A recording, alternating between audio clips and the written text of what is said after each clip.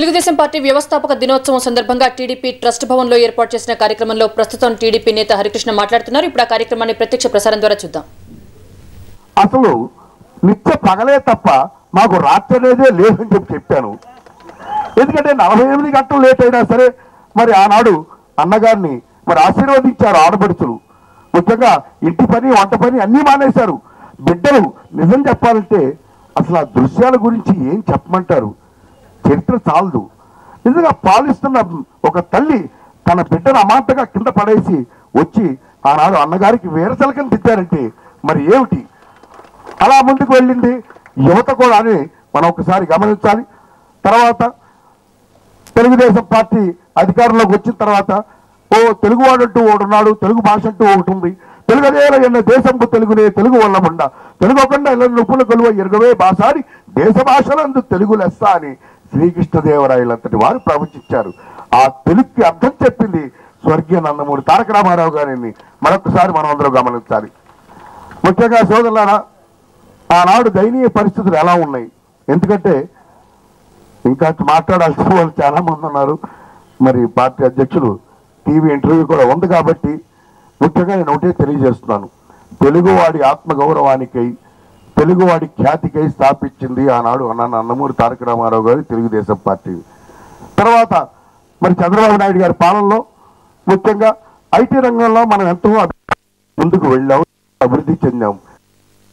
ఇతర దేశాల ముందు ఐటీ రంగంగా ఎవరైనా సరే కంప్యూటర్లో చూసినా ఎక్కడ చూసినా సరే నెంబర్ 1 స్థానంలో మన రాష్ట్రం ఉండేది. ఇవాళ అదే రాష్ట్రం చూస్తే 50వ స్థానంలో దిగజారిపోయింది. ఎక్కడికక్కడికి అవినీతి, ఎక్కడికక్కడికి కుంభకోణమయంగా తయారైపోయింది. ఈ జలయజ్ఞం అంతా ధనయజ్ఞంగా చేసేసారని మరొకసారి గమనించాల. ముఖ్యంగా ఈ కాంగ్రెస్ పార్టీ అధికారంలోకి వచ్చిన తర్వాత 30 మంది మన కార్యకర్తల్ని పొట్టన పెట్టుకున్నారు. అలాగే 5,000 మంది రైతన్నలు ఆత్మహత్యలు చేసుకున్నారంటే ఏమిటి దీనికి కారణం అని మరొకసారి మనం ఆలోచించాలి. ముఖ్యంగా నేను ఒకటే తెలియజేస్తున్నాను. ఆనాడు అన్నగా నందమూరి తారక రామారావు గారు ఒకటే చెప్పారు, చంద్రబాబు నాయుడు గారు చెప్పారు, ఏ స్త్రీ అయినా సరే అర్ధరాత్రి 1 గంటకి ఎవరి రక్షణ సంరక్షణ లేకుండా ఆడబడుచు ఇంటికి తిరిగి వెళ్ళినాడే నా రాష్ట్రానికి స్వాతంత్రం అని ఆనాడు అన్నగారు తర్వాత చంద్రబాబు నాయుడు గారు చెప్పారు. మరి వాళ్ళు ఎంత దయనీయమైన పరిస్థితితో సంఘం సమాజం సాగుతోంది ఒక్కసారి ఆలోచించండి. ముఖ్యంగా ఆనాడు కాంగ్రెస్ పతనమైంది రమజాబీ కేసుతో మొదలైంది. 1980వ సంవత్సరం 70వ సంవత్సరం నాకు గుర్తులేదు, 83 అనుకుంటా ఆ రోజున. తర్వాత మళ్ళీ ఇవాళ మేము చూస్తున్నాం విజయవాడలో అయేషా మీరా హత్య ఎంత దయనీయంగా అయిపోయింది ఒకసారి మీరు ఆలోచించండి. స్త్రీకి సంరక్షణ లేదు ఏమిటిక? ప్రతి ఇంటా ఒక ఆడబడుతుంది, మన ఆడబడుతులు ఉన్నారు. సంఘంలో సమాజంలో ఇదే విధంగా మనం బలి తీసుకునే విధంగా మనం ఉంచుతామా? ఒకసారి ఆలోచించేది.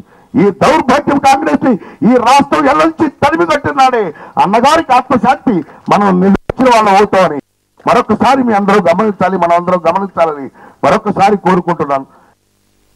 తిరిగి చంద్రబాబు నాయుడు గారి సమాజంలో మనం ముందుకు వెళ్ళాలి, రక్త తర్పణ చెయ్యాలి, ఈ కాంగ్రెస్ ను తొలముట్టించాలి, ఈ రాష్ట్రం ఎల్ల నుంచి తరమాలని కూడా మరొకసారి తెలియజేసుకుంటూ ముఖ్యంగా తిరిగి నేడు తెలుగువాడి ఆత్మ గౌరవాన్ని ఢిల్లీ నడివీధుల్లో కాల రాస్తున్నారు. ఒక్కసారి ఆలోచించండి. ఎందుకంటే అన్నగారి పేరు పెట్టారు చంద్రబాబు నాయుడు గారు, మరి ఎయిర్పోర్ట్ కి ఎన్టీఆర్ టెర్మినల్ పెట్టారు.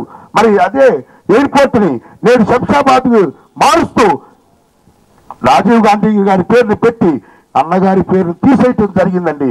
ఇది తెలుగువాడి ఆత్మ గౌరవాన్ని తీసుకెళ్లి ఢిల్లీ నడివీధిలో తాగని పెట్టడం కాదా అని అడుగుతున్నా ఈ సభాముఖంగా. మళ్ళీ మనం గతాన్ని తలుచుకోవాలి. ఎందుకంటే 30 మంది కార్యకర్తల పైన సుమారు మనం చంపుకున్నాం, మన కార్యకర్తలు పోగొట్టుకున్నాం, పరిటాల రవిని చంపుకున్నాం. మరి వీళ్ళందరూ ఏమిటి, వీళ్ళందరూ ఆశయాలు ఏమిటి? ఎందుకంటే పేదవాడు బాగుండాలి, సమాజంలో అందరికీ మరి న్యాయం జరగాలన్న ఉద్దేశంగా మరి పోరాటం చేశారు. ఎందరో కార్యకర్తలను పట్టున పెట్టుకున్నారంటే వారు ఏ ఆశయాలకై కార్యకర్తలు ప్రాణత్యాగం చేశారన్నది మనం వాళ్ళు గుర్తు తెచ్చుకోవాల్సిన అవసరం సమయం ఆసన్నమైనది. ఎందుకంటే ఇవాళ మీరు ఆలోచించాలి, ఆ రోజున 1983వ సంవత్సరంలో మరి వీరందరూ చిన్నపిల్లలుగా ఉన్నారు, అందరూ యువకులుగా ఉన్నాం. మరి ఆనాడు వ్యాన్ డ్రైవ్ చేసుకుంటూ వెళ్ళాం. మాకు సెక్యూరిటీ కూడా ఇవ్వాల అన్నగారికి, ప్రజలే సెక్యూరిటీగా నిలిచారు. ప్రజలందరి దండలతో మేము ముందుకు వెళ్ళడం జరిగింది.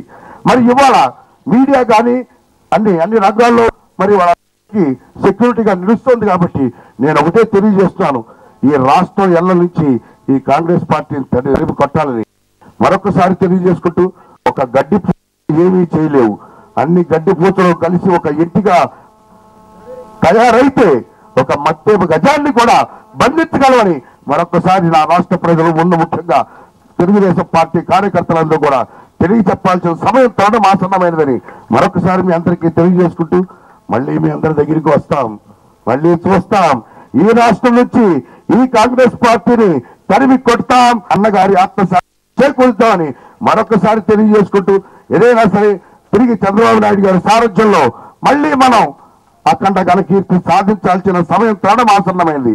ప్రతి కార్యకర్త తన రక్త పొట్టు దారబోయాల్సిన సమయం తరడం కూడా ఆసన్నమైనదని మరొకసారి తెలియజేసుకుంటూ మీ అందరి దగ్గర సెలవు తీసుకుంటాను.